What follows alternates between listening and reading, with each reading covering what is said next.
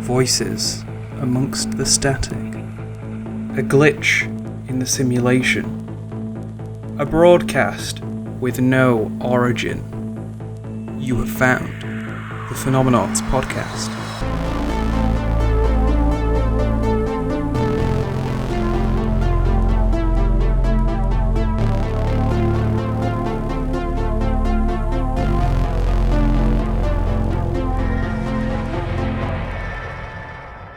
Hello, you gelatinous mass of entropy. You've tuned into the Phenomenauts, a bi-monthly-ish podcast where we look at the weird, wonderful, mysterious happenstances of this and occasionally other universes. Your hosts on this wild ride are myself, Dee, the awesome Amber. Hello there. And the illustrious Oscar. Hoi hoi. Don't forget, we're on Spotify, iTunes, YouTube, and Transistor, so please give us a like, follow, share, comment, download, whatever you can be bothered with. We just love hearing from and interacting with you fine folks. Okay, admin out the way. We're back. We're back. Yeah. Shinier than ever. Yeah. Return of the Mac. Get good at what it is, but doing what it never didn't. Yeah. So, how's everybody doing this, I'm not going to say lovely, I'll go with grey evening? Well, you know, I don't want to bore everyone with just saying, oh, I don't like COVID. Yeah, no one likes it. Yeah, I'm doing as well as I can expect for the circumstances. I'm glad that it's no longer freezing. That's one thing I'm hopeful for. But it has made me think of all the times last summer we complained how hot it was. Oh. We did that a lot. And did. Over these cold months, I've just been sat there thinking, I didn't know how good I had it. See, we say this, but I've got to be completely honest. I actually quite I will always take cold over warm any day. Like, I'm still going to stand by my original statement that when it was too hot, it was definitely too hot. Because even when it's too cold, I can always stick some more layers on. When it's too hot, I can only take so many clothes off before I'm naked, and no one wants to see that, myself included. And then obviously, you know, it escalates to that Robbie Williams video where he's just peeling his muscles off and throwing them into the crowd. Oh, Jesus Christ, what? Excuse me? Yeah, that was a really weird video, wasn't it? He peels all of his skin off and just like, he does a striptease, and when he gets down to being naked, he starts peeling his skin off and then his muscles and things. Did this happen? Yeah, this is like a real thing. This sounds like some sort of, like, a Reddit Tumblr post found on the back end of a forum. Robbie Williams, I think it's Rock DJ maybe, where the music video is he does a striptease until he's just like a partially muscled skeleton. Okay, I'm writing that down. Write that down at home. Write that down. Rock DJ skin fall off. Okay. All right. Well, I guess in that case, should we just get right down to it and I'll spin the wheel? Let's get down for brass taxes. All right. Ooh. It is Amber. Oh boy. Well, you know what? I had a lot of fun reading into this thing that I'm talking about today. And I must say, I've taken a leaf from your book with this one, Dee. I've eschewed the science-heavy education spiel, and instead, I've found myself a little mystery. So this is a tale of tragedy, of mystery, of unlearned lessons, but most of all, it's a cautionary tale of the terrifying power of lakes. That's right. I've got to be honest, that's not what I was expecting you to say, but I'm here for it. There you go. Well, that's right. You know, all will be revealed now on the Phenomenauts podcast season 3 premiere. Catch it recorded live in downtown England in front of a live audience of hosts for this episode at least, and indeed at most. So pucker your buttholes and slap yourself awake because it's all happening here now, always. That's right. The Phenomenauts podcast is officially here for season 3 premiere at Sacrifice this Sunday. Catch it live here, recorded days in advance for your viewing pleasure. Catch the screen now for a limited time code for 50% off your next breath of air. If you don't see the code, it's too late to breathe for half price. Consider yourself lucky, because the people in this story were not as fortunate. I'm still stuck on Pucker Your Butthole. I'm like, I don't think I've ever been asked to pucker my butthole before. Well, it's happening. That's right now. Consider for me, if you will, the country of Cameroon in Central Africa. Specifically a lake, Lake Nyos. Lake Nyos is a rather unusual lake, as it is a crater lake located on an inactive volcano. There's a line of volcanic activity in Cameroon, and this is but one of the volcanic lakes along that line of volcanic activity. The lake itself is fairly new, from a few thousand years old to only a few hundred years old, and during that time it's earned itself something of a bad reputation.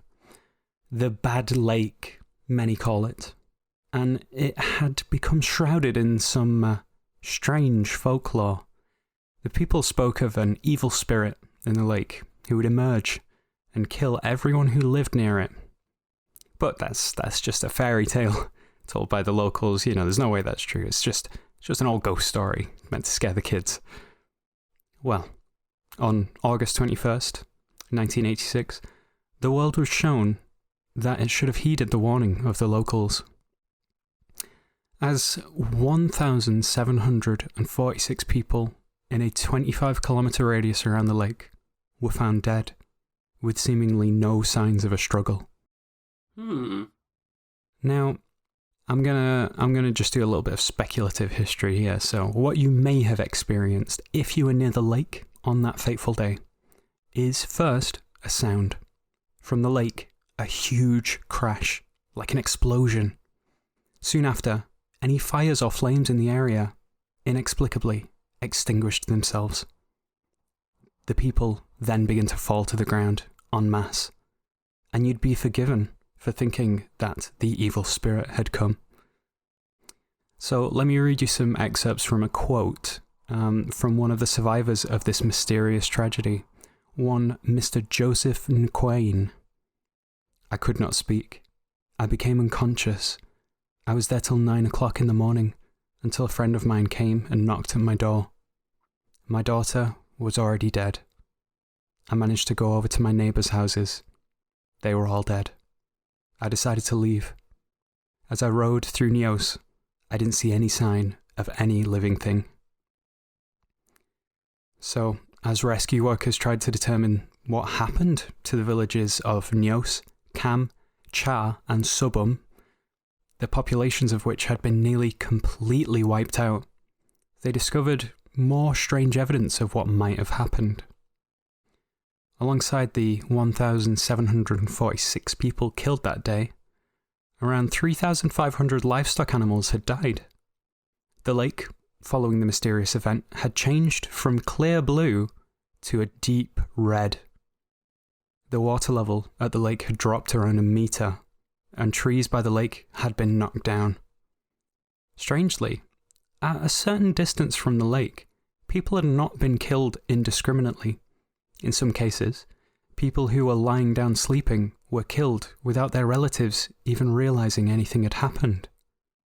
So, what happened at Lake Nyos for so many to die under such unusual circumstances? There were theories immediately following the tragic loss of life, including the actions of an evil spirit in the lake, all the way to chemical attack. But the truth started to become clear when the lid of a lake water sample taken by a volcanologist burst off in his hand. As more tests were conducted, the picture resolved in horrifying detail. Now, while volcanic lakes commonly have high levels of CO2 dissolved in them, Lake Nyos had 5 gallons of CO2 dissolved in every single gallon of water. Oh my gosh. Wow. The lake was at its carbon dioxide carrying capacity. What's more, the new deep red coloration of the lake's waters were caused by iron that had been churned up seemingly from the floor of the lake. All of this evidence was consistent with one hypothesis: a limnic eruption. So, just a little bit of background on this. Although the volcano at Lake Nyos isn't active, it's the lake is still around 80 kilometers directly above a pool of magma. Magma releases a lot of different gases up through the Earth, including CO2. Under normal circumstances, these gases dissolve into the lake and then are released over time as the lake water circulates and turns over. But Lake Nyos is different. It is an extraordinarily still lake, with very little in the way of agitation from environmental sources. What had been happening was that the lake had been acting as a storage unit for the volcanic gases seeping up from the magma below. Its deep waters were saturated to the physical limit with CO2. All it would take was something to disturb the fragile balance of this system and the gas would be released. Lake Nyos was a time bomb. Unfortunately, on August 21st, 1986, something disturbed the waters. We may never know what the trigger was. A landslide? A volcanic eruption? Even just heavy rainfall? It doesn't matter anyway, because the results were catastrophic. The lake literally exploded. Water was blown 330 feet into the air, and a tsunami 82 feet high swept ashore, knocking down the trees. Some 1.2 cubic kilometers of CO2 was released in roughly 20 seconds. Now, carbon dioxide is 1.5 times the density of air, and as such, the huge cloud created a smothering blanket that poured down into the valleys where the nearby villages lay. The layer of CO2 was 160 feet thick and travelled downwards at up to 50 kilometres per hour. And within a certain radius, the gas was concentrated enough to suffocate anyone who couldn't escape to higher ground. So, it seems we learned what happened all those years ago, but have we learned our lesson from it? Well, since 2001, there have been degassing columns which pump up the CO2 saturated water to the surface where the CO2 can be gradually released over time. 2 more pipes were added in 2011, but it may not be enough. CO2 levels are, again, at pre-eruption levels, and the natural dam of the crater wall is weakening. Plans have been discussed for how to remedy the situation, but no official plans have been enacted yet. Following the Lake Nyos disaster, scientists investigated other African lakes along the line of volcanic activity to check whether this kind of event could happen elsewhere in the future. Unfortunately, Lake Kivu along the Rwandan border of the Democratic Republic of Congo was found to be in a very similar circumstance. Lake Kivu, 2,000 times larger than Lake Nyos, was found to be super saturated with CO2.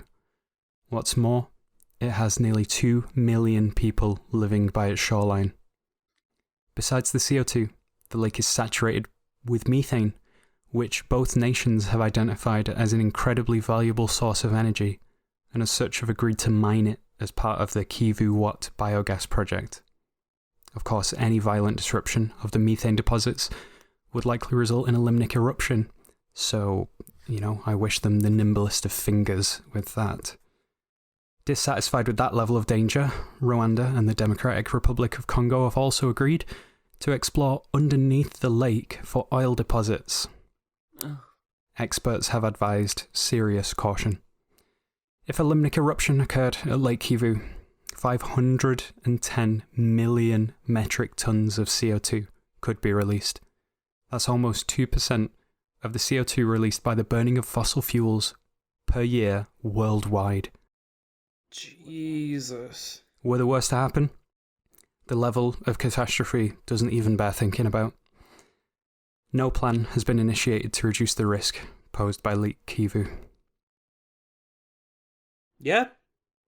I'm going to be honest, it kept its horror story vibe throughout. Yeah. Well, like when you started telling, I was looking at the information you were giving us. You were like, trees blown back, people just found dead, fires put out, and I was like, this sounds familiar because when I was doing my chemistry degree, we worked with an NMR machine, like a big giant magnet.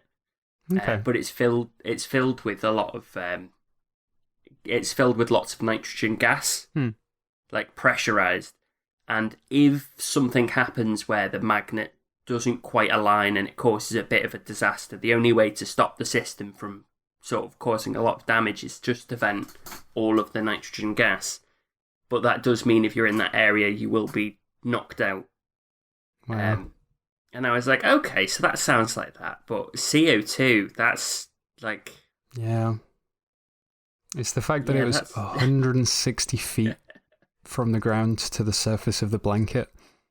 So if you went, oh my god, I have to get to higher ground, you better hope you Yeah. got some kind of vehicle, because unfortunately it's just...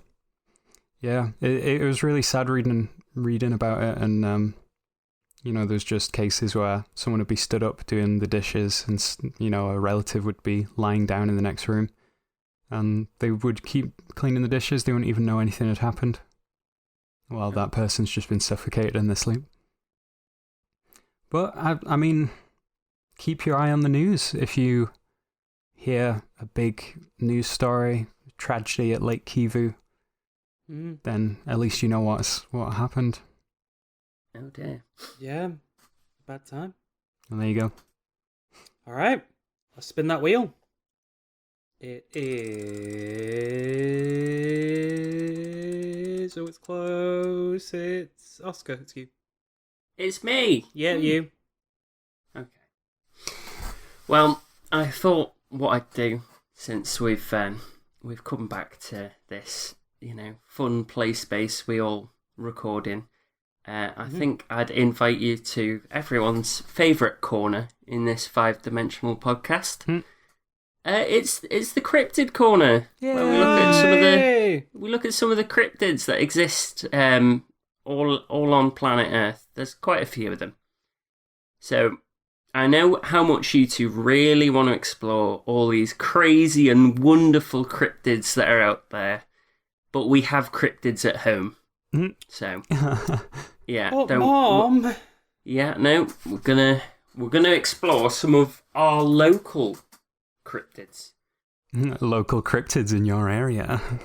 Specifically, this time. So everyone, we've already done Nessie, I believe. That was before my time. And I think I previously covered cryptic meese. Meese, oh yeah. In the New Zealand. So today I'd like to go to the ABCs of cryptids. You know, the alien big cats. Oh. Also known as phantom cats.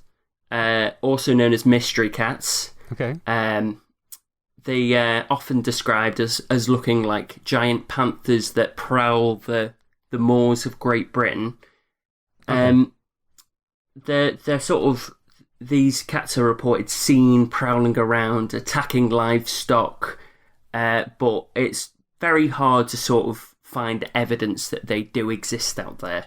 Okay. So I've got just a couple of bits of information that we can chew over together. I have one small question, because the A in that standing for alien. Yeah.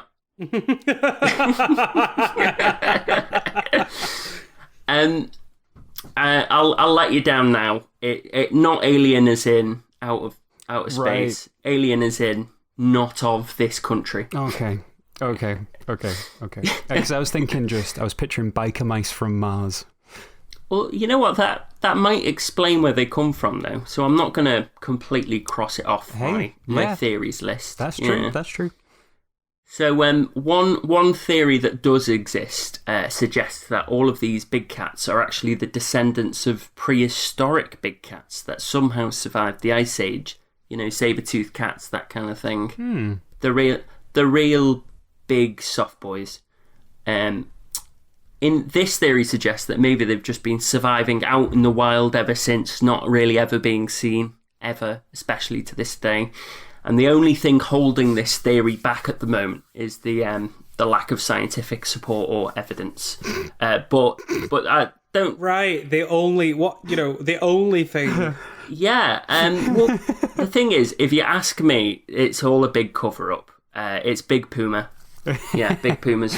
It's they just want to sell more shoes, don't they? Yeah. I mean, if somebody told me there was a big cat in, say, somewhere in Manchester, I'd probably laugh at you and go, no, there's not. Or maybe put it down to an escaped zoo animal or something. But who knows? Maybe it is aliens from outer space. It could just be Ron Perlman is visiting. Just a tourist, I don't know. He looks like a cat, maybe. I'd call the police. Does Ron Perlman look like a cat, or do a lot of cats look like Ron Perlman? Now this is the real question. Because I think it's more. Sorry to interrupt here.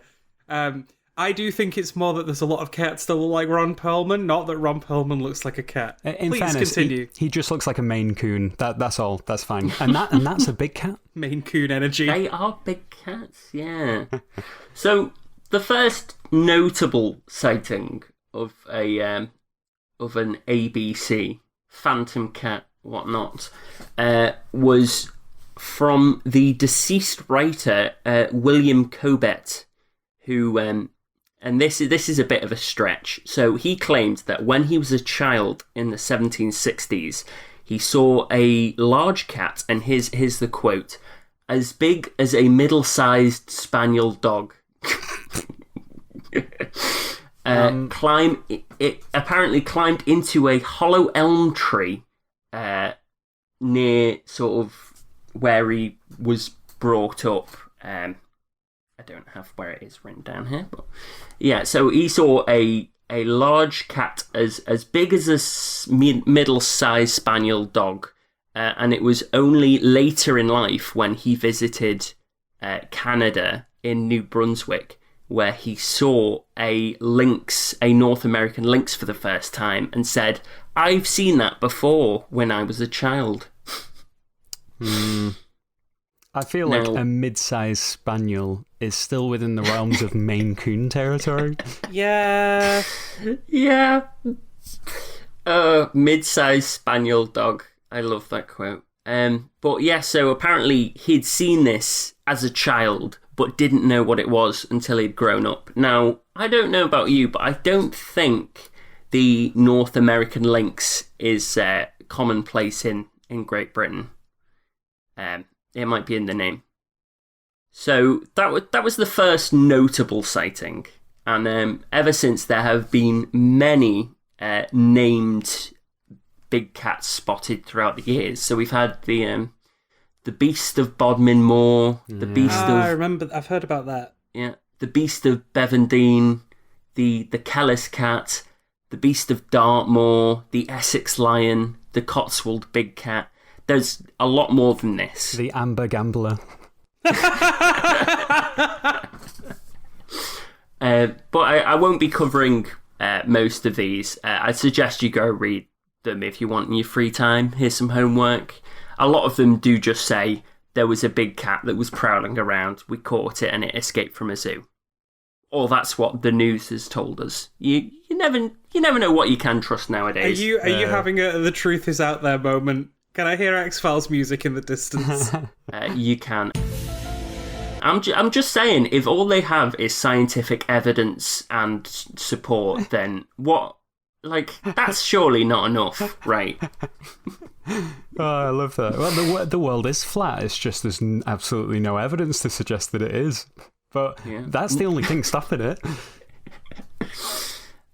So the one I will go into depth with a bit is the Beast of Exmoor. So the Beast of Exmoor was said to prowl the moors of Exmoor, surprisingly. And the sighting started in around 1970, but they mainly picked up traction in around 1983, when a local farmer claimed he had lost over 100 sheep to the beast within 3 months. Ooh. Locals claimed to have seen the beast prowling around. Some had claimed to see it fishing in one of the local rivers, the River Barry, and many theorised that it made some of the disused mines on the moor its lair. Lair. So, yeah.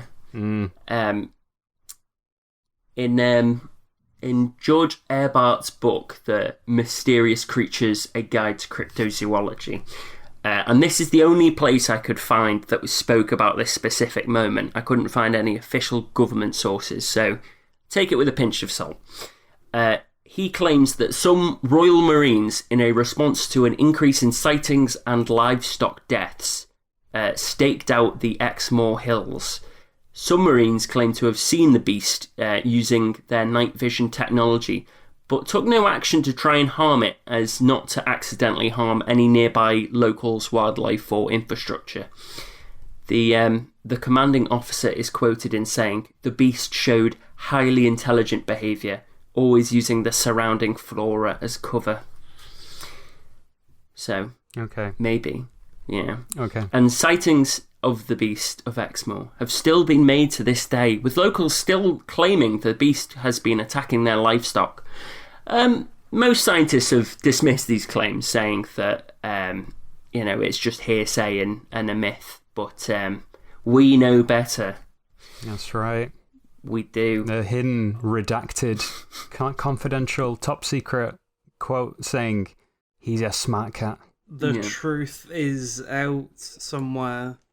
On a completely unrelated note, and aside to what I've been talking about, this is just something I read about separate to all of this.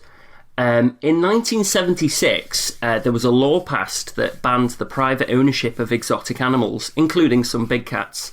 But for some reason, and I don't know why, I haven't been able to find the answer, up until 1981, it wasn't specifically illegal to just release them into the wild. Okay. But, that's just separate. I just thought I'd throw that there on the end. You know what? That's pretty wild. That makes sense. Right, so that seems crazy saying, well, why would you release a lynx into the wild? Are you crazy? But I have known of people going, well, we're just going to let your hamsters go because we can't keep them anymore. And they just let the hamsters go into, a field. Those hamsters are dead. You can't just release pets. People just leave dogs by the side of the road and stuff like that. People are awful. Yeah, let's call it a little PSA for anyone who doesn't know this. A pet is a domesticated animal. It cannot live outside. It does not know how. Yep. It will not learn. It will die before it even has the chance. Yep, you might as well kill the animal there because that's what you've done. Yeah, you've handed it a death sentence. You were just too cowardice to actually go through with it. Take that. Unless it was a boar, because apparently they just revert back in the wild, right? Oh yeah. Well, if you're a farmer and you just can't be bothered looking after that pig anymore, just let it go. We're talking about pets, domesticated pets, your dogs, your cats. Live in the house, sort of of course, yeah. I think don't cats, do that. Cats do all right, but obviously you shouldn't release a lynx into the wild. Well, the thing is, cats may do all right, but they are horribly invasive to whatever area they're in. Oh yeah. They're going to absolutely ruin the ecosystem of wherever they are. Plus, I say cats. Some cats would do all right. My cats, one of them would do all right. The other one would just die. So, how do you think our local cryptids compare to some of the others you've heard in the world? More convincing. Oddly, yeah. I could believe our local cryptids a lot more than Mothbad. Well, yeah, we've only really got two. I mean, Scotland's obviously got Nessie, and everyone loves Nessie. But England itself kind of only has big cats or big dogs, which aren't really that out there. I mean, does maybe Mr. Hyde, does he count as a cryptid? Well, I thought he was a piece of fictional work. What's the difference? The scientific evidence, but not that scientific evidence. Yeah, that was witty. Fringe scientific evidence from scientists who don't have degrees. Local scientist crushes skeptics.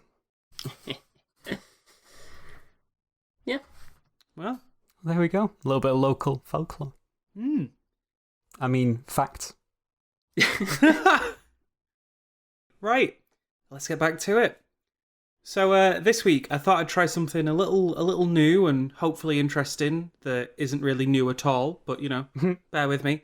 I figured why not do another Seven Wonders, but this time, do it in one go and about a different topic. So let me present to you the Seven Wonders of the Void. Now, while putting this together, I did enlist my fellow hosts to put forward some recommendations, so I feel like we've all had a bit of input with this one. And I've got to be honest, I've done my best to describe some of these absolutely breathtaking interstellar phenomena, but I couldn't possibly do them justice in any relevant way. So if you are listening, I would suggest looking up some of them, but I'll do my best. So in no particular order, let's go from 7-Up, and Jesus Christ, I could proper drink a 7-Up right now. So, number 7, and to my fellow hosts, if you would like to take a slight glimpse in our Discord chat, I have placed these images in for you. Oh, a veritable smorgasbord of images. Exactly. So, number 7, starting at the bottom and working your way up, please. The Pillars of Creation. So this one's, it's pretty, I think a lot of people know this. Classic. And I couldn't, in good conscience, put together, the 7 Wonders of the Void and not mention something so significant as the Pillars of Creation, because to me it's a synonymous image with space and all the cool stuff in space. Yeah. I'm going to say space a lot in the next 20 to 30 minutes, so I'm sorry, but space. So yeah, the Pillars of Creation are kind of like these rich crimson purple columns of cosmic dust and gas that to me look like it's going to sound really, I guess, pretentious, but it looks a bit like a 3-fingered hand reaching into just this wonderful, blue, yellow, purple space. It looks like something reaching for something. Or another read on it was, if you can imagine like a cat or a dog or a bear, just stood on its back legs reaching for something. Yeah. Also looks a bit like that. It's just so nice. And the fact that we're able to get these images as well. Thank you, Hubble Space Telescope, for capturing this one. It's a real beauty. I do think the Pillars of Creation specifically has such a gorgeous colour palette going for it as well. I get what you mean. It's the space image. It's synonymous with space. It's just got these soft hues of blue, green, and turquoise, and even a little bit of purple in there, and it all just makes me think of space. Everything about the Pillars of Creation make me think of space. What's crazy about it as well is if you were to put the whole solar system in there, it would only take up a very small sort of circle within that structure. That is light years, hundreds of light years across structure. It's absolutely massive, that. Yeah. It exists in the heart of M16, or the Eagle Nebula. It's part of an active star-forming region and hides newborn stars within its wispy columns. Which, how nice. This is just where stars are born. The pillars themselves are bathed in ultraviolet light, which is slowly eroding the towers of dust and gas. They stretch roughly 4 to 5 light years. Wow. And the nebula they sit in is 70 by 55 light years. Wow. Was discovered in 1745 by Swiss astronomer Jean-Philippe Lois de Chesseau. Sorry if I've just butchered that name. No, I was about to applaud you on that one. And it's located 7,000 light years away. So, not exactly round the corner. Well, if you had 43 quintillion Oscars, you could get there. Wow. Wow. Apparently, you can see the Eagle Nebula with a small telescope. And it's best seen in July if you want to see the pillars. Well, I've still got time to buy a telescope. You're going to need a large telescope and optimal viewing conditions, but it can be done. Very nice. So, I'm just going to shoot straight into number 6, because there's obviously 7 of these, and I don't want to keep everyone here for 1,000 years. Do it. So, number 6, Messier 1, or the Crab Nebula. And this is another one where I think it's quite synonymous with space, but I know for me personally, this is just one I've always looked at, and it's just kind of made me go, wow. Yeah. Crab Nebula, everything evolves into crabs event. Anyway, let's not talk about the crab cycle, or we'll get lost in the crab cycle. Crabs in space. But yeah, I remember seeing these images of the Crab Nebula and just being completely captivated. It's just this magnificent blue oval shape, completely contrasting against, like, the void behind it with all these sort of orange filaments stretching throughout of it, a bit like almost like a big three-dimensional spider web. Yeah. It's probably the best I can probably sum that one up. But yeah, It looks to me a little bit like the sort of texture of the filaments. It's like an iris. It's absolutely beautiful. I think it's the three-dimensionality of it. I can really get an idea of the depth. You can kind of see depth from a flat image of this thing, and that is really beautiful. God, it's great. Yeah. So it was actually a supernova that gave rise to the nebula. So I thought that's pretty cool. Oh, it's just blown it open. Yeah, the remnants spanning a whopping 6 light years wide. It's 6,500 light years away from Earth, and can be spotted with a small telescope, and it's best seen in January. Oh, just missed it. Well, we'll get another. There'll always be another January. Hopefully. Yeah.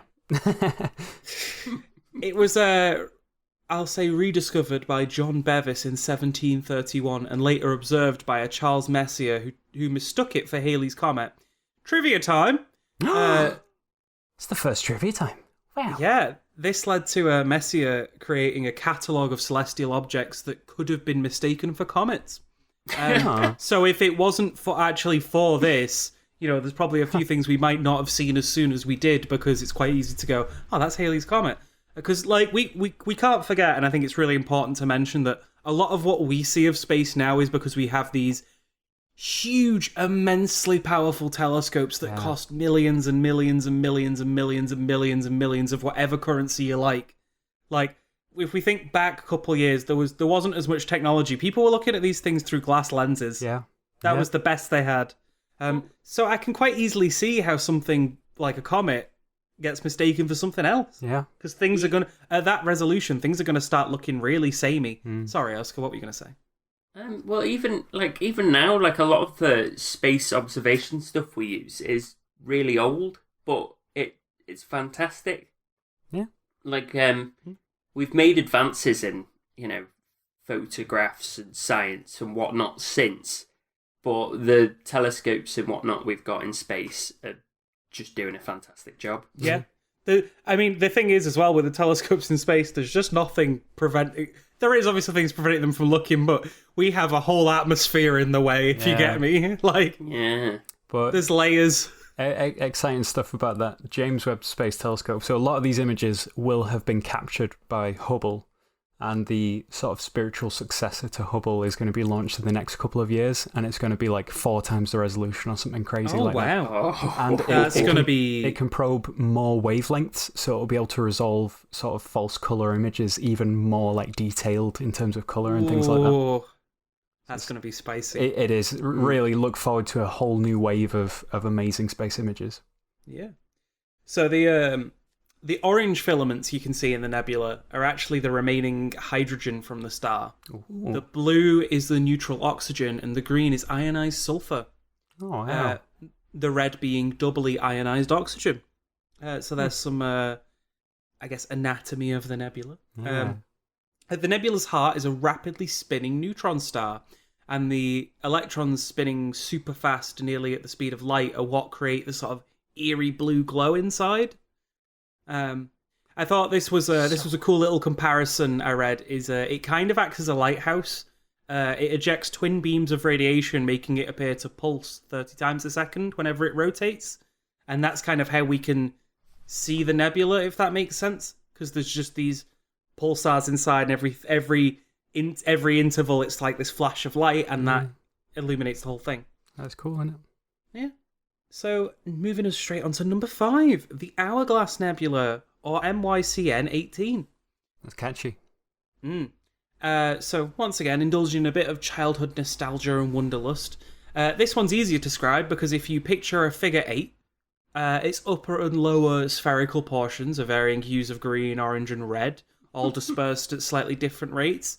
And at its centre, there's a large and blinking eye. Yeah. There's no other way I can put it. It just looks like a big blue eye gazing straight into your soul. To be honest, in many ways, it's a little bit terrifying. But it is just as terrifying as it is magnificent. Like the eye segment to me, I don't know about you two, looks really sort of ominous because it almost looks 3D. Like it looks like it's jumping out, and I don't know, something about that image. It's like an unnerving Venn diagram. Yeah. So it's actually an aging red giant. It's a sun that is late in its life and has started to cool, getting larger and larger. Sometimes they call them red stars, as I'm sure we've all encountered before. The star in the Hourglass Nebula has begun shedding its outer layers, the ultraviolet light from its core causing the surrounding material to glow. It's 8,000 light years away from us. And at the core, this dense stellar object emits a high-frequency solar wind and has a heavy element core, causing an extreme magnetic field because of this sort of complex magnetic field. The rings are formed in sort of a almost static state, if you get me. So I thought that was really sort of interesting, and it's weird looking at it because we talk about creepy Venn diagram, but if that thing is being held together by, its own magnetism, it does kind of look a bit like how you see diagrams of a magnet working. Yeah. In a weird sort of roundabout way. But before I bang on with number 4, does anyone have anything to add at this point? Not about the topic, but I had to just go and let my cat in. Like, the window's open, but she just can't be bothered jumping, so she's just covered in rain. She's been out in the rain. Oh, blessed child. A little idiot, but no, I'm liking looking at these images because while I know of a lot of them, I haven't really taken a moment to really savor them, appreciate them, and also have someone explain what's going on in those images. The other side of it is I'm just really dense, so like 90% of it is like I just look at... I only really, before I end up researching something like this, I only really just sit and look at it. Like, that, all of these are in here because they look cool. Like, that's... as they should be. I couldn't think of another way to sort of put something like this together. I just looked at it and went, wow, that's pretty bomb. Or someone suggested it and I went, yeah, that sounds pretty cool. So, yeah. Number 4, SN 1987A. A recommendation from yourself, Amber, and probably one of my favourites on the list. It is. When I learned about this, I was really... I got that sense of awe and wonderment. So it's a big old supernova in the large Magellanic Cloud, which is a satellite galaxy to our very own Milky Way. It's 168,000 light years away from Earth. So, like basically the next door neighbour. Or, as I like to put it, how long it feels when you want to go to the shop, but it's cold out. One of the things about this bright boy is we've been studying it since 1987, meaning we've kind of been able to watch it develop quite significantly over time. In fact, it was the first supernova modern astronomers were able to study in any great detail. Which I think, for me, is one of the main reasons it ended up on the list, because like that's quite significant. There's some... frankly, phenomenal gift sets, and I think for my fellow host, you can see some time-lapse images. Yeah, you really sort of see this thing develop over time, and that's informed a lot of what we know about this sort of space phenomena. And I guess I thought it was pretty bomb. It's fantastic because I'm like, I always thought this since I was a kid. I was like, can we not, like, in my lifetime, please see a supernova as it's happening, because we always catch them just after. And to be honest, it's no different with this one. They saw that there was a light, and then they pointed the telescopes, and then they started recording it soon after it happened.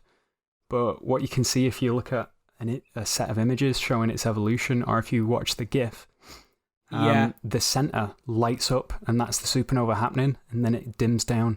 And then over, like, literally months to years later, the ring around it, which is material that got chucked off, like, previously in its evolution. Don't worry, I'm going to go into it in a second. That's just... it's so awesome. Yeah, because I've literally, like, the way I've described it is it's just like a halo of light that gets brighter and brighter, changing colour, and then dimming over time. Yeah. Like, it really is just an explosion of light to a degree. Yeah.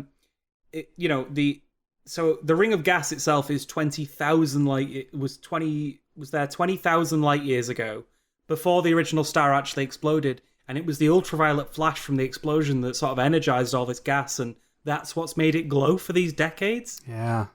So it's really a massive stellar coincidence that there was just this ring of gas in the right place at the right time, so that when it exploded, it could create this sort of halo effect that we can kind of observe and watch. Because otherwise, it's just this, and we don't really. It's hard to sort of comprehend the scale of what's happening in that. Yeah. Whereas when you get to watch it over time, this sort of cloud of gas just getting brighter and brighter and changing color, and then sort of, I dare say the word contracting, but it looks very much like it contracts, if you get me, and just sort of dimming. Yeah. So like the previous ones where I think it was the last image you said, the solar wind is like ionizing the stuff around it, making it glow. And it's effectively the same thing, but when a star goes supernova, it's like a shockwave of solar wind, so it's no longer just a flow of wind. It's like, a sonic boom of solar wind. So that shockwave moved out, and just for a while it flashed and it dimmed, and we didn't see anything happen because that ring of gas is like 0.6 light years away from the star itself. So it took a little over 6 months, and then the ring lit up because the shockwave had hit it. And all that ultraviolet radiation just ionized loads of particles and made them start emitting on all different frequencies. It's crazy. Just thinking of it as a shockwave, if you watch the GIF, it's literally an explosion. Yeah, definitely. I totally recommend to anyone who can find it to watch the GIF. Oh, there's some... there's a really good video from NASA on it, which is worth a watch. So, shifting into number 3... Boots Void, also known as The Great Nothing. Yeah. Which, come on, it's called The Great Nothing. How could I not include it? How edgy does that sound? Heck yeah. Like, this is like some sort of Edgar Allan Poe space tier stuff. So, I just gotta say, I do think this is like up there in my top 3 of space phenomena. Yeah. Amber, I do think you might have initially mentioned this to me. I think we covered it on the podcast, Yes, we might have done, But not for no reason do I see that we shouldn't include it on this list too. Exactly. So, like, what is it? Well, it's kind of nothing. It's a big old just hole. It's just this big, vast swath of space that is completely empty. Like, there's just nothing there. It's a spherical region of space, nearly 330 million light years in diameter, roughly 0.27% of the observable universe. Wow. So, like, I'm not kidding here. It's not like a tiny, this is just not some things here. Space is a big, vast thing. No, this is a huge area of space that just has absolutely nothing there. But yeah, pretty freaking big. Reported by Robert Krishna et al. In 1981 during a survey of redshifts. The centre is about 700 million light years away from Earth.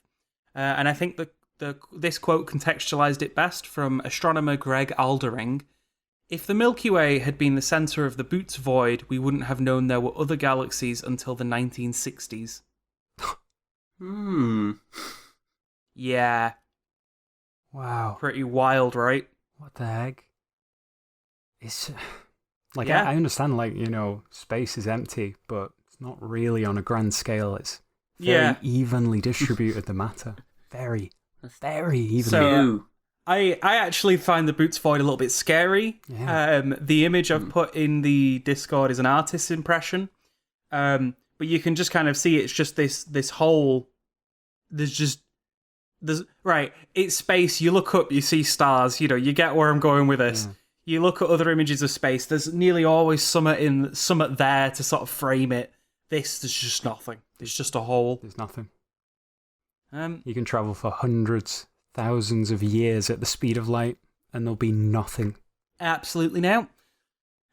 Which kind of weirdly backs onto number 2, which is Barnard 68, or as I'm jokingly calling it, the Great Something. Because it's almost the complete inverse. Now let me tell you why. It's a dark nebula, right? Sounds like a very ominous episode of Star Trek or the most recent edgy video game. But that is the term. It's a dark nebula. And the image for this is a bit surreal. It's almost more surreal than the Boots Void in a certain way, because you can see this sort of mass of stars and space and things, and then it's like there's just a smear on the camera lens. Right. It's not a smear. It's Barnard 68. Some say he looked like a smear. But yeah, it's just basically there is a telescope called the Very Large Telescope, and the Very Large Telescope at Cerro Paranal has revealed the presence of about 3,700 blocked background Milky Way stars, some 1,000 of which are visible at infrared wavelengths. It's about 500 light years away from Earth, and actually about half a light year across from us. So, pick a direction, veer off a little bit, and go in a straight line. It's about twice the mass of the sun, so, not small. And what's actually going on in this sort of smear is a high concentration of dust and gases absorbing pretty much all visible light from background stars. So it's not that there's nothing there, it's just that there's actually so much there that it's obscuring anything behind it from showing any light, which means it looks like there's nothing there. Like a big cloud. So do you see what I mean when I say it's just the big something? It's just a mass of things, but we can't really see through it, so it's just like this. It's the equivalent of you trying to take a photo of a landscape and someone just holds a cube in like some kind of into the photo with their own fingers. Do you know what I mean? It's just like you can't deal with that. When I'm watching a YouTube video and then I puff out a big vape of vape, and I'm just like, whoa, I can't see the screen. Oh wait, that was me. So yeah, pretty interesting. Not quite as scary as Boots Void, but you get the idea. It looks as scary, but thank you for explaining it. I feel better now. Nothing is scary, but something can also be scary. The thing with Barnard 68 for me is because there's such a rational explanation for it, it doesn't creep me out as much. Whereas the Boots Void, it's just like, yeah, there's just nothing here, and I just look at that and go, it's the universe. How can there be nothing here? There's so much something. How can there be nothing? Anyway, back to the sanity. Yeah, that's DLC content. Yeah, maybe we haven't unlocked that part of the universe yet. So we don't quite know how dark nebulas happen, but it has been found that Barnard 68 is likely to collapse at some point and form a new star system. And I thought that was really poetic. Like even in the darkest of places, there is the potential for new light. Oh, it's going to be like, this dust has blocked your view, but soon it will coalesce into a beacon in the darkness. Yeah, there's like some sort of message in there, I guess. Is that within our lifespan? Oh, no. It'll be millions of years. Don't look at me and ask me if I know, because I don't. It could be within our lifespan. It depends how long you're planning on living, Oscar. But the Bouteille's void is not going to be filled at any point, so I'm glad that Barnard 68 is going to collapse, but the Bouteille's void still. Yeah, it's like Barnard 68, something will eventually happen, even if it looks scary for now, whereas the Boots void's just this ominous hole of nothing. Yep. Ominous hole of nothing. That's like a good band name or something. Yeah, metal band album. Yeah. Someone should write that down. But yeah, so lastly, number 1. And again, I said they're in no particular order, so this one's no better than the rest, but it is pretty damn cool. Ooh. Had a bit of a frog in my throat. A frog. A throg. I was wondering what this one was, so I look forward to the explanation. Number 1, PSR J1748-2446 AD, which is a bit of a mouthful, so let's just call it PSR. This one was another one suggested by yourself, Amber. PSR sits in the constellation of Sagittarius and is the fastest spinning pulsar known to humanity. Spinning at a whopping 716 times a second. Or 716 hertz, if I'm being, all scientific about it. Yeah. It's about 18,000 light years away from Earth and was discovered by Jason W.T. Hessels of McGill University on the 10th of November 2004 and was later confirmed on January the 8th, 2005. Research poses that if it was larger than 16 kilometers across, it would fly apart. but they estimate the mass at about twice the size of the sun. Jeez. Just going to let that sink in for a minute. How many times does it spin a second? 716. Rotations a second. That's faster than my washing machine. And it's twice the mass of the sun. Yeah. Well, they estimate the mass at twice the size of the sun. We don't know for definite, but for now, let's just say, twice the size of the sun. I'm feeling the cosmic dread. Yep. We are tiny, tiny, insignificant specks of carbon, and it is horrifying, and I kind of like it. For me, it's about if we think about the sheer size or mass of this damn thing, and then you think about how fast that is, and how heavy that is, and how fast that is, and how heavy that is, and how fast that is, and how heavy that is, and you just it's a bit ludicrous, isn't it? It makes me feel uneasy thinking about such a large amount of stuff moving so fast. Right, it's a little bit unsettling. I mean, the sun is moving, just not relative to us. I don't know. Like, even so, they're not moving that fast. Yeah, they're not zooming around the galaxy. My monkey brain can ignore that, but there's no ignoring this. I would like to just. I'm gonna insert what it sounds like into the edit. Unfortunately, we're not going to be able to hear this, so let's just pretend we've heard it. I mean, in my head, it's just going, ah, as it's going so fast around itself. Feel free to edit that out if that is just going to have completely blown out the audio. Sorry, anyone with headphones. Well. That sounds wild, Amber. Yeah, really crazy. Anyway. Fascinating. But, captivating. The fact that we're no longer hearing it as it's rotating, look, blip, blip, blip. As its pole crosses us as it spins round, it's become a frequency like a note instead. That's what really, when it stops being every 6 months we get a blip from this thing because it's rotating round like the Earth does, the sun does and all that sort of stuff. Instead, now it's just like, because it's just spinning so fast. It baffles me. I don't know whether you've included that factoid about how fast it would be if you were stood on the surface. No, I have not. So if you were stood on the equator of this pulsar, with how fast it is spinning, you yourself on that surface would be travelling at 25% the speed of light. You know that? The speed of light where matter can't go that fast. You can only go as fast as light if you are weightless. And everything apart from light has got weight to it, right? All mass. Which means you can never approach the speed of light. Yet, with no rocket fuel, no boosters, no slingshots of gravity or anything, you could just stand on the surface of this pulsar and you would be going quarter of the speed of light. You would have to account for relativistic time dilation for how fast you were moving on the surface. It's no longer, I'm on the surface of this neutron star, the gravity is so massive and the speed is so great that time would be warped around this thing. Oh my goodness. It sounds like a lovely picnic. Yeah, it's quite nice actually. So all that being said, it's blocked by an orbiting star that blocks the pulsar's light 40% of the time.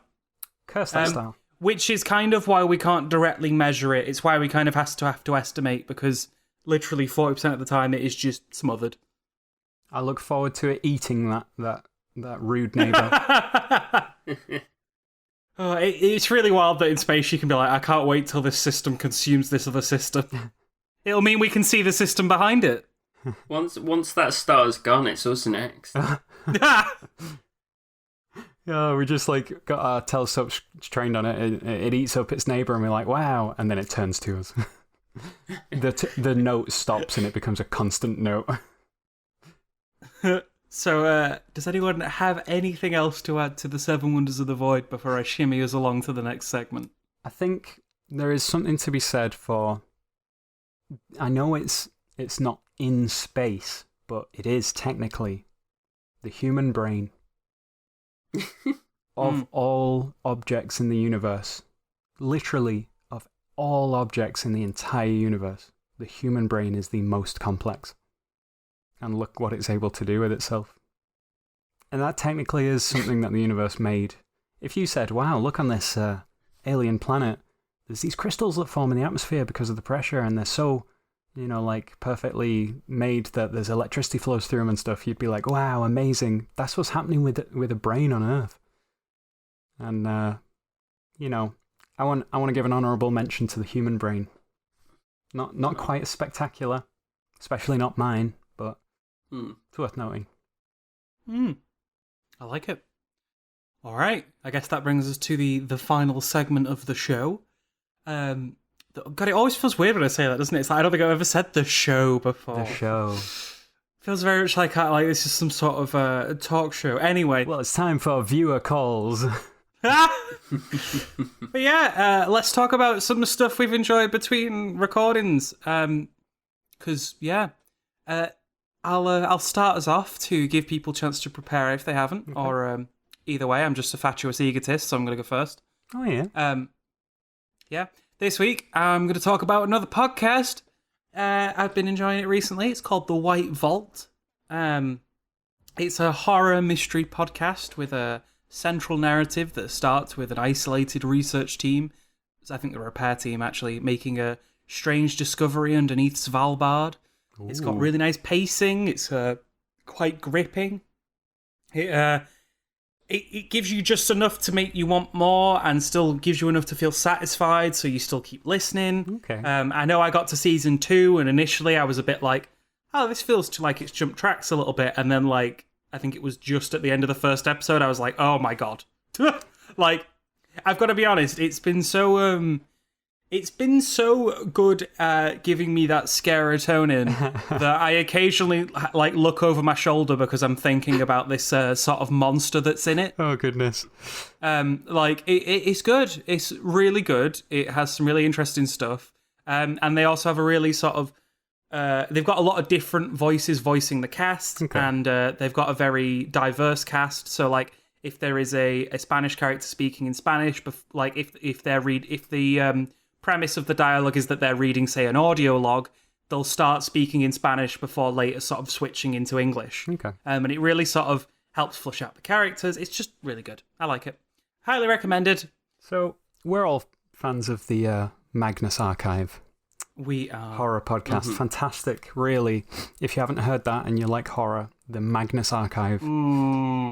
But yeah, as we're all pretty much caught up, I think, there is that kind of search for something else when it's finally over. Yeah. And I've tried a couple of horror podcasts, and some of them have been hit and miss.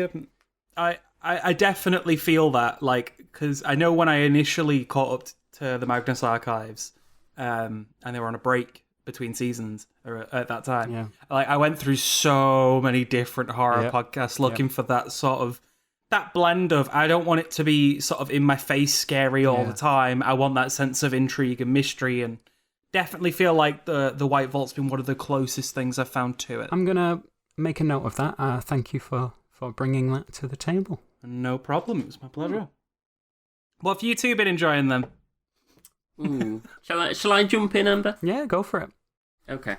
I'm going to shout out to Wes Anderson. Ooh. Oh my god! A lot of the movies that he's directed. Okay. Yeah. So if you've never seen a Wes Anderson film, imagine coming in from a very long day of busyness and work, and you're tired, and sitting down and drinking some lovely warm soup, but instead of being physical soup, it's soup for the soul. Oh. Metaphysical soup. Yeah. It's they've all got very iconic stylings. You can sort of tell it's a Wes Anderson film from just watching.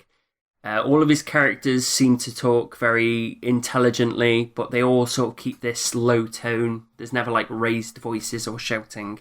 The set designs are described like that of a dollhouse or definitely. Some sort of, it's something for your eyes to eat while things are happening on screen. If you've not seen any, I'll give you a couple of recommendations, because we've recently just watched through a lot. I was going to say, haven't we watched most of nearly all of the Wes Anderson movies in recent history? Yeah, I'll definitely give a shout out to the Grand Budapest Hotel, as it's one of my favourites and has been for a long time. Yep. But some new ones we tried. We tried Moonrise Kingdom, which seems to be a very interesting story about sort of a Boy Scout who decides to run away from society.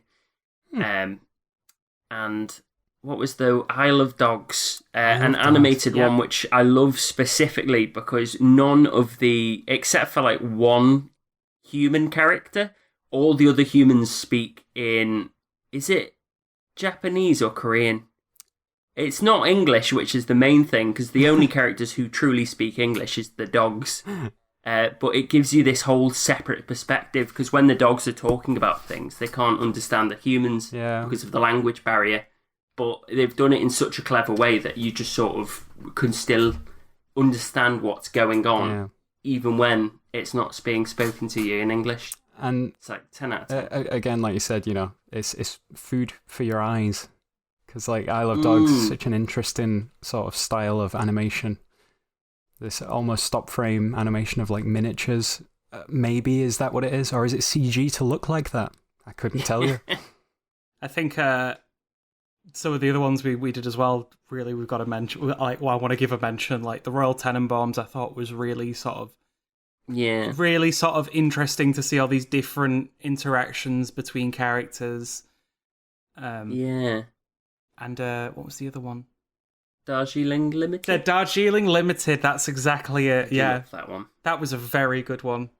Like newfound favourite. It's very interesting because I know you were a big fan from the get-go, Oscar, and I know for me with that one it was a bit of a slow burn. Like we came up with the Wes Anderson scale for rating Wes Anderson movies. And initially Darjeeling Limited I think fell really low on my Wes Anderson scale, and as it's sort of sat with me as a movie, it's definitely got a bit higher on my Wes Anderson scale. Yeah, a brief description of that one. It's about three brothers who've decided they want to go out into the world and find themselves spiritually, and they're all very much not... I think they say it, they want to become enlightened, isn't that their whole... Yeah. Without... And they're very much not the kind of people who they've just decided on a whim that they want to become enlightened. So they've gone out into the world, they've gone to India, gotten on a train, going across. They've read up on how people have reached enlightenment through certain things and whatnot. And throughout this film, you sort of watch them as they meet new experiences and challenges, and how sometimes maybe they've not really changed at all and they're very much the same kind of people. But it's about the journey. The friends they make along the way. Yeah, heavily recommend. So, Amber. Yeah. What's your nice thing? I was going to mention something which I did mention just earlier. It might have just been to you, Oscar, but a video game that I've been enjoying recently. It's called Hard Space Shipbreakers. Now, the premise of the game is that you work for a company where you just salvage derelict ships, broken ships, abandoned ships. They'll bring them into dock, and then you float in 0G with a grapple and a laser cutter, and you just slice out bits that are valuable and sort of put them in for salvage. And you got to be careful. Sometimes you got to shut off the fuel lines because you don't want there to be a leak and an explosion. Sometimes, once you remove the fusion reactor from its housing, it starts to go critical and you got to get it out of the ship as quick as you can. And there's just a lot of kind of very, very zen-like, just methodical approach to floating in, grabbing hold of something, opening the airlock, going inside, venting the atmosphere, slicing the, support beams, pushing out a panel, and then you can start, pulling the chairs out of their moorings and throwing them into the salvage bin. And there's just this kind of... For me, I play on the easiest difficulty. I know a lot of people online seem to be big on this kind of... You have to prioritize. You have to know what's valuable. What can you get done within the time limit? You've only got a limited amount of time. So what are you going to aim for? You've got to prioritize.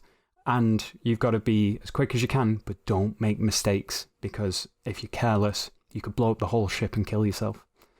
But for me, I'll play on an easier difficulty. And I just go into a sort of zen-like state, just graciously sort of, I feel like I need to play some like classical music as I float and spin in the air like a graceful dancer floating through this zero-G atmosphere and just kind of like plucking out pieces and just slowly guiding them to their destination.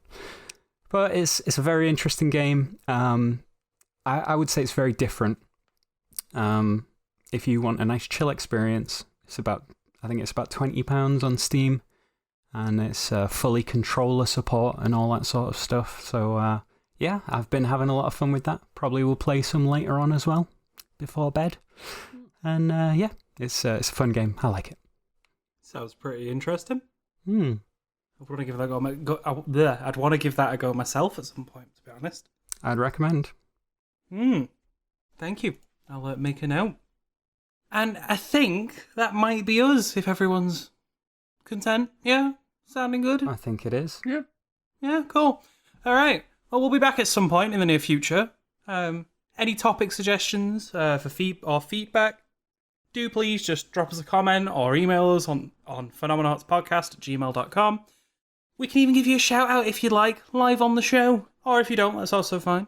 Yeah, peace out, folks, and we'll see you again in 2 weeks. Bye. Bye. Bye.